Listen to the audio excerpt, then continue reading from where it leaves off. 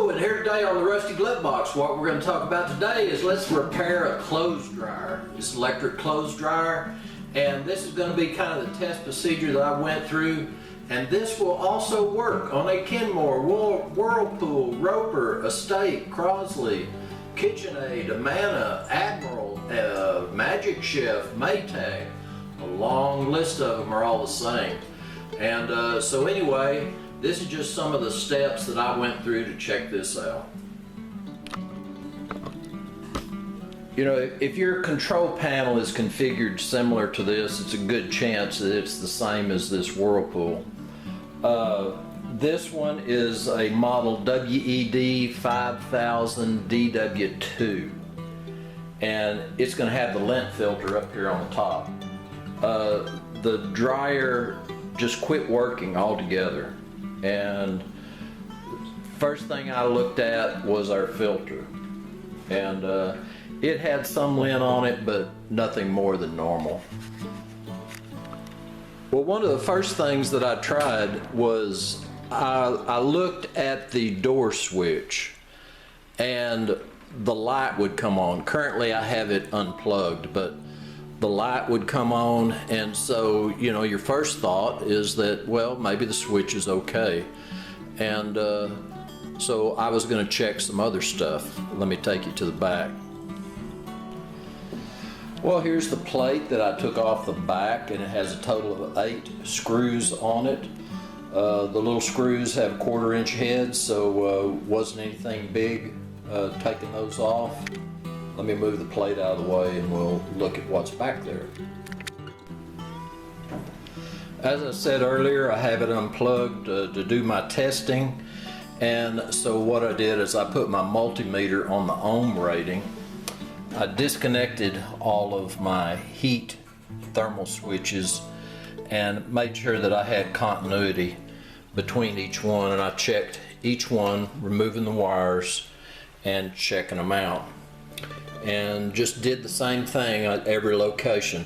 This is your main fuse, this little white bar, and everything was working on it. This vent duct right here, that's where your lint filter slides in, and you have, I believe, 4 screws that you have to take out, and this whole thing will come out, and you have another switch behind there, and I just went through the same process on testing with the ohm meter. Well, after checking those switches, didn't see anything that would cause a fault, so I pulled the access panel off of the back, and I think it only had 3 screws that held it on, and so it didn't take much. And so I was looking at the timer and the mode selector switch, just looking to do some visual on the wiring, see if there was anything that got hot. And I even looked at the little circuit board, didn't see anything blowed or burnt on that, so didn't really suspect that. And so didn't see anything here that should be causing an issue that I could call definitely bad. So there was only one other place that I could go. There are these clips that go right in here that hold the top on, and I believe those have 5/16 screws that hold them on. And so you just take those out, and that frees the top up. You can raise it up and down. Then all you have to do is just push forward just a little bit. When you do that, it unhooks the front side of the dryer top, and you can actually move it after that. So the only other thing that I could think of that I really needed to look at close was the door switch again. And it fits in there with 2 screws, slides in that direction.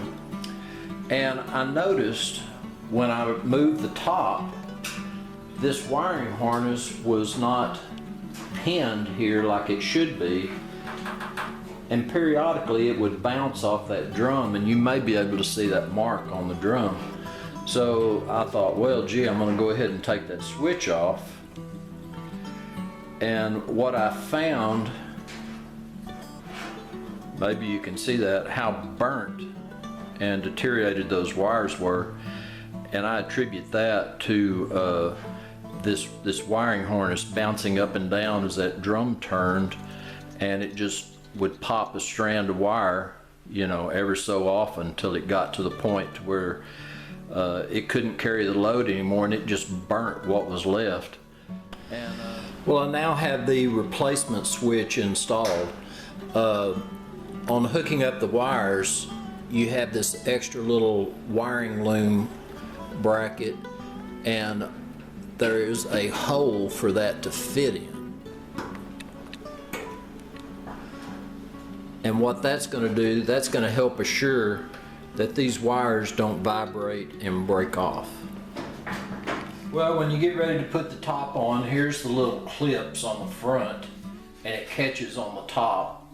And so you just make sure you get it centered, and you know, look back here where your lint filter goes, and make sure that it's all lined up. And once you set it down, you just give it some bumps, and it's flush on the front once again, and ready to attach it on the back. And what you do is you'll fit your clip in there, and then work it in your slot, and then you'll be able to put your screw in there.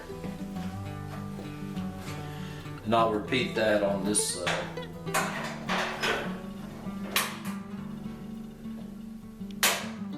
And there we go.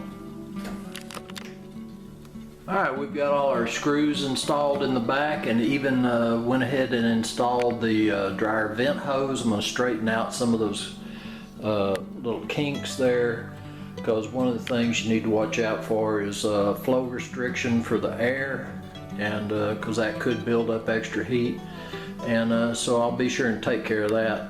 We'll slide it in a minute and see how it does. Well, I've got that vent hose installed, and it just seems like they never really install those vent locations where you need them. And we've got the dryer pushed back about as far as we dare go. Don't want to collapse that hose.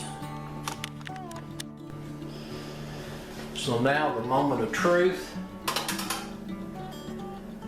Right there, it's plugged in.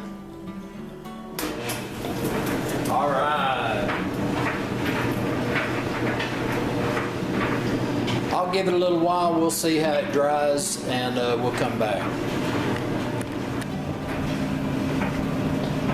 Well, I tell you, I've already done one load of towels, and we are starting on a blanket, so it looks like everything is going to work great on the dryer. So be sure and check that door switch, then, you know, maybe as a backup, check those other thermal switches in the back. Anyway, real simple to do. I really recommend it. Sure beats a house call on a repairman coming to the house. So anyway, as always, I appreciate y'all coming by the shop today. This is Rusty Glove Box, and